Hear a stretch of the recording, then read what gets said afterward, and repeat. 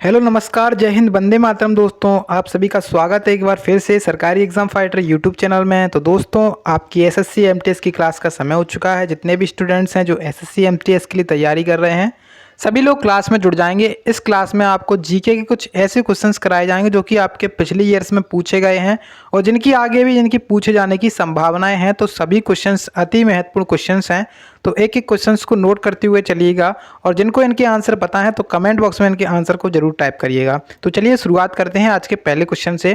पहला क्वेश्चन बोला गया है कि तक्षशिला विश्वविद्यालय किन दो नदियों के बीच में स्थित है। तो अति महत्वपूर्ण क्वेश्चन है आपका हिस्ट्री के हिसाब से। तो जो तक्षशिला विश्वविद्यालय है, इसको लगभग कौन नहीं जानता होगा। तक्षशिला जो विश्वविद्यालय है वो किन दो नदियों के बीच में स्थित है, आपसे ऐसे क्वेश्चन पूछा गया है। तो आंसर हो जाएगा यहाँ पे सिंधु तथा झेलम नदी के बीच में स्थित है तक्षशिला विश्वविद्यालय। ठीक है, राइट आंसर हो जाएगा ऑप्शन नंबर 1 यानी कि सिंधु तथा झेलम नदी। इसका क्या हो जाएगा, एकदम ठीक आंसर हो जाएगा। नेक्स्ट क्वेश्चन की तरफ चलते हैं दोस्तों। अगला क्वेश्चन देखिएगा।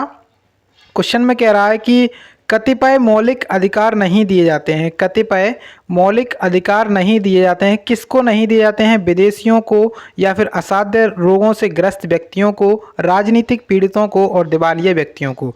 तो जो कतिपय मौलिक अधिकार हैं वो किसको नहीं दिए जाते हैं? दिवालिया व्यक्तियों को नहीं दिए जाते हैं। राइट आंसर हो जाएगा ऑप्शन नंबर 1। अभी देखिएगा, मौलिक अधिकारों के बारे में बात की जाए तो मौलिक अधिकार संविधान के कौन से भाग के अंतर्गत आते हैं? तो संविधान के भाग 3 के अंतर्गत मौलिक अधिकार आते हैं। ठीक है, उसके बाद अनुच्छेद 12 से 35 के बीच में मौलिक अधिकार आते हैं। अब आपसे पूछा जाए कि विधि के समक्ष समानता किस अनुच्छेद में है? तो अनुच्छेद 14 के अंतर्गत आता है विधि के समक्ष समानता, अनुच्छेद 14।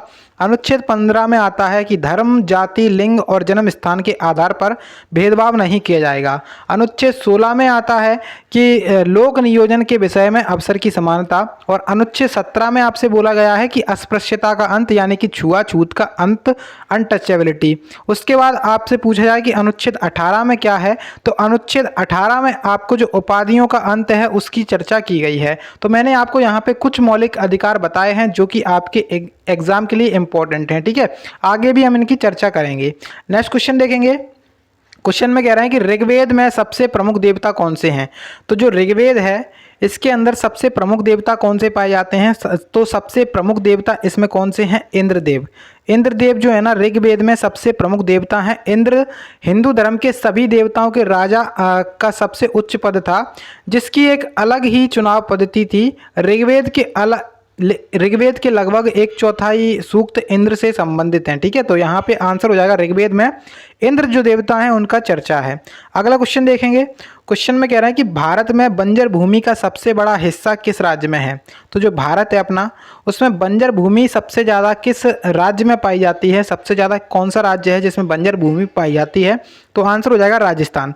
किस राज्य में पाई जाती है? राजस्थान में पाई जाती है। राजस्थान का पश्चिमी भाग देश का सबसे बड़ा रेगिस्तान है, जिसको थार रेगिस्तान भी कहा जाता है। थार रेगिस्तान आपने सुना होगा कि थार रेगिस्तान कहाँ पर स्थित है? राजस्थान में स्थित है। तो वही आपकी जो बंजर भूमि है उसी को रेगिस्तान कहा जाता है। ठीक है, तो आंसर हो जाएगा यहाँ पे आपका राजस्थान, यानी कि जो भारत में सबसे ज़्यादा बंजर भूमि का क्षेत्र है वो राजस्थान में पाया जाता है। अगला क्वेश्चन देखेंगे। क्वेश्चन में कह रहा है कि महात्मा गांधी के समाधि स्थल को क्या कहा जाता है? तो इम्पोर्टेंट है, लगा लीजिए स्टार। और जो महात्मा गांधी जी हैं इनके जो समाधि स्थल है उसे कहा जाता है राजघाट। क्या कहते हैं? राजघाट कहते हैं महात्मा गांधी के समाधि स्थल को। अगर आपसे पूछा जाए कि विजय घाट किसका समाधि स्थल है?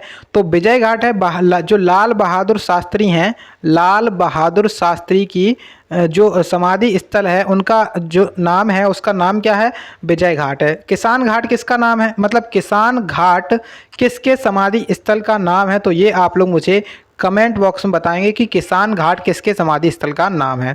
अगला क्वेश्चन देखेंगे और क्वेश्चन की तरफ बढ़िए, जहाँ पे क्वेश्चन में कह रहा है कि एक व्यक्ति लिफ्ट के भीतर एक भार नापने वाली मशीन पर खड़ा होता है। मशीन का पाठ्यांक न्यूनतम होगा यदि लिफ्ट गति करेगी। देखिए जो मशीन है उसमें सबसे कम वजन कब दिखाएगा? जब मशीन, देखिए यहाँ पे 4 ऑप्शंस हैं, मशीन कैसी स्थिति में रखी हो। एक तो एक समान चाल से ऊपर की ओर बढ़ रही हो, और समान त्वरण से नीचे की ओर गिर रही हो, या फिर समान त्वरण से ऊपर की ओर, या फिर मुक्त रूप से नीचे की ओर। तो राइट आंसर यहाँ पे क्या हो जाएगा? राइट आंसर हो जाएगा यहाँ पे ऑप्शन नंबर डी, मुक्त रूप से नीचे की ओर।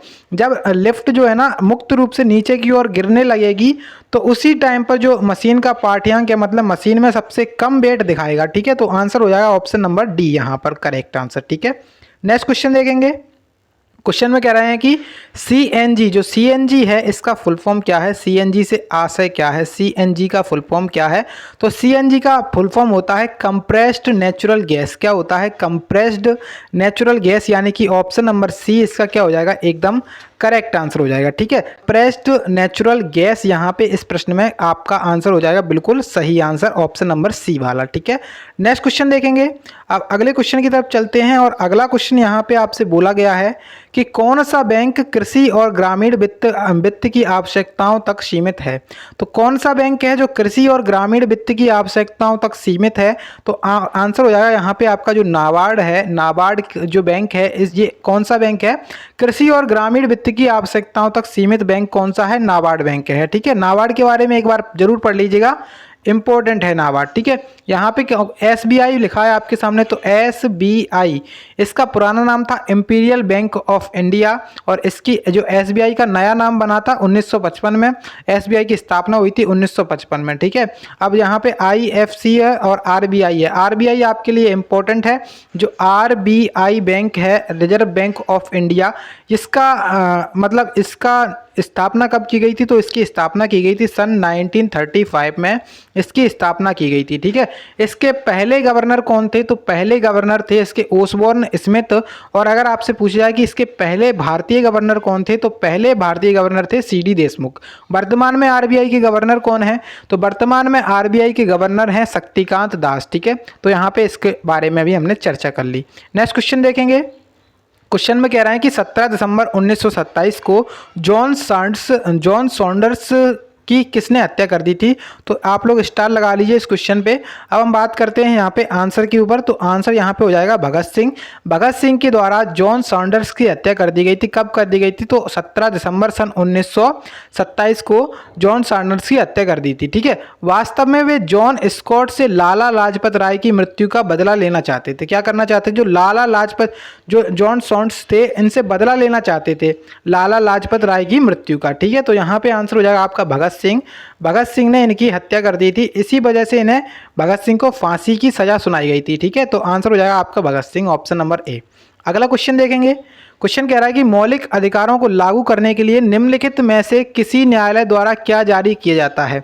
तो जो मौलिक अधिकार हैं, अभी हमने इसके बारे में चर्चा की थी कि मौलिक अधिकार संविधान के भाग 3 के अंतर्गत आते हैं। मौलिक अधिकार अनुच्छेद 12 से 35 के बीच में आते हैं। ठीक है, अनुच्छेद 12 से 35 के बीच में है, भाग 3 में आते हैं।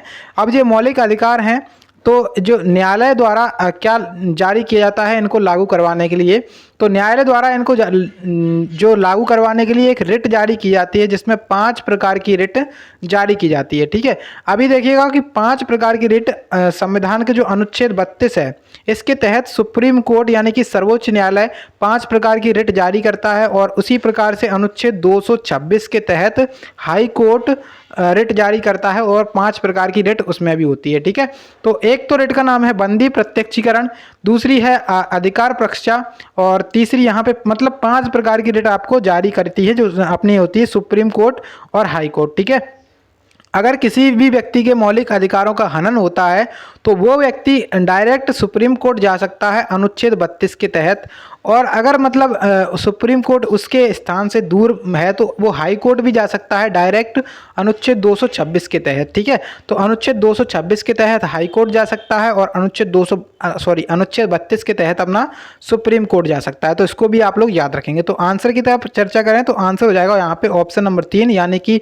रिट जारी करता है कोई भी न्यायालय। अगला क्वेश्चन देखेंगे।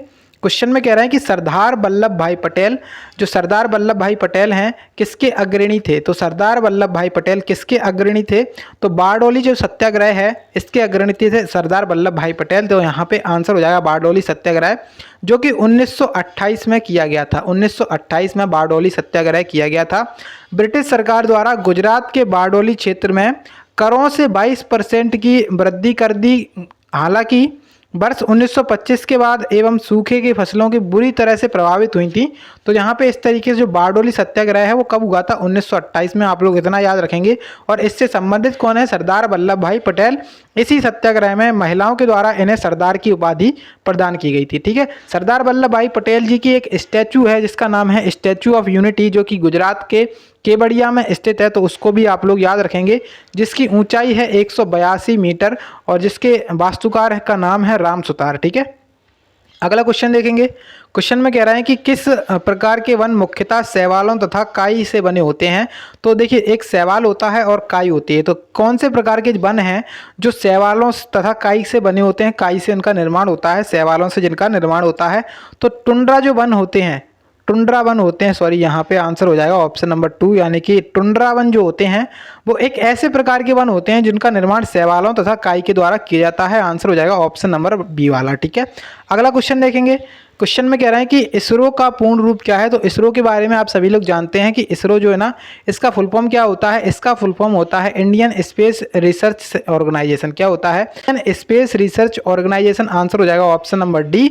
यहाँ पे इसका करेक्ट आंसर है। इसरो की स्थापना कब हुई थी? 1969 में। 15 अगस्त 1969 को इसकी स्थापना हुई थी। इसका मुख्यालय कहाँ पर है? बेंगलुरु में इसका मुख्यालय स्थित है। ठीक है, नेक्स्ट क्वेश्चन देखते हैं। क्वेश्चन में कह रहा है कि बिजली के बल्ब के अंदर क्या कहा गया है? क्वेश्चन में कहा गया है कि बिजली के बल्ब के अंदर कौन सी गैस पाई जाती है? तो जो बिजली का बल्ब होता है उसके अंदर कौन सी गैस पाई जाती है? तो आंसर क्या हो जाएगा यहाँ पर? आंसर हो जाएगा option number C, nitrogen gas पाई जाती है। जो आपका आंसर हो जाएगा वो हो जाएगा नाइट्रोजन गैस। वैसे आर्गन गैस भी पाई जाती है उसमें, अगर ऑप्शन आता है आपका आर्गन तो उसमें आर्गन गैस पाई जाती है। ठीक है, तो आंसर हो जाएगा यहाँ पे नाइट्रोजन और आर्गन। ठीक है, तो राइट आंसर हो गया ऑप्शन नंबर सी। ठीक है, तो यहाँ पे आज के क्वेश्चन हो चुके हैं समाप्त। तो उम्मीद है कि आपको वीडियो अच्छी लगी होगी, और वीडियो अच्छी लगी तो लाइक जरूर कर दीजिएगा। और इसी प्रकार के वीडियोस के लिए आप लोग मेरे चैनल को सब्सक्राइब जरूर कर लीजिएगा।